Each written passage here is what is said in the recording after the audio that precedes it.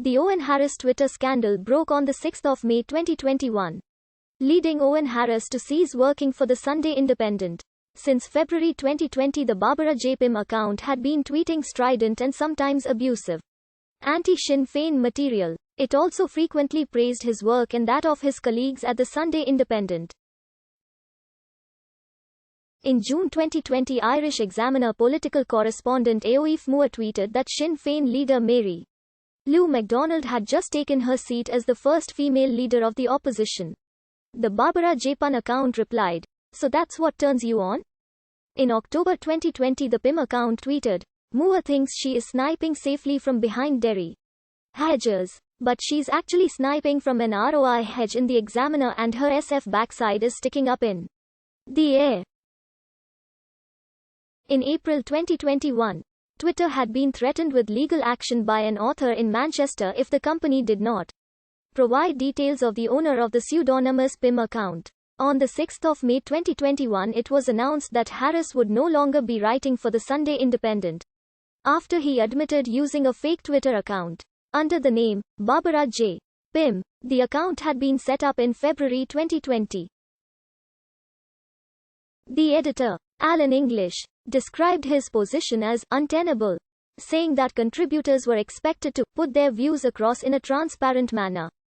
And, regardless of where they stand on any issue, we expect our writers to put their views across in a transparent manner. Readers can agree or disagree with these opinions. We will not, however, tolerate hidden agendas. Irish Examiner journalist Eoghan Moore stated that the Pym account had sent her sexualized messages about whether Mary Lou MacDonald turned me on the size of my arse and called me a terrorist from the month I started at the Examiner. Since then, I've had to go to counseling and the guards. English described attacks by the Pym account on Irish Examiner journalist Eoghan Moore as contemptible. On the 7th of May 2021, Twitter announced that a further 8 accounts linked to Barbara J. Pym had been suspended. Twitter announced that the accounts had breached policy on platform manipulation and spam.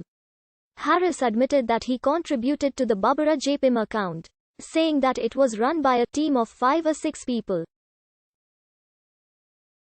He refused to name them, saying he did not want to get them shot.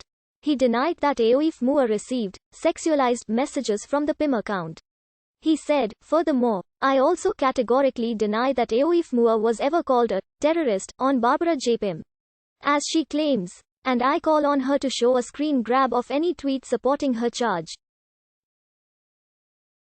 He claimed THW public messages mentioned by Moore were clearly political and could equally be applied to a man. He said, the women on the Pym site did not regard the tweets as offensive. He claimed Moore had received scores of critical messages, not just from the Pym account. Moore said she was not in a position to comment.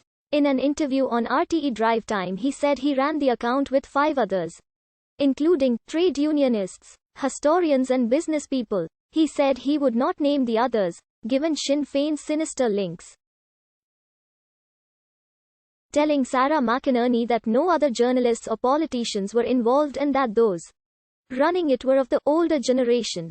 He said there was a long history of journalists using pseudonyms and that it wasn't problematic.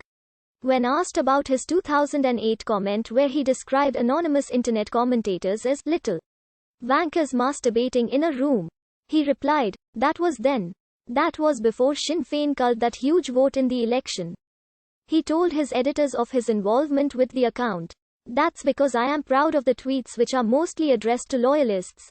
The most recent of them urging restraint on protests against the protocol and assuring working class unionists that most of us in the Republic have no malign agenda against their heritage and political freedoms." He denied involvement with any other accounts, saying he would have to be Superman to run so many. He denied regretting his involvement with the account. "I would have had to find an outlet to deal with Northern Ireland one way or another. It is my life." He denied praising his own work using the account.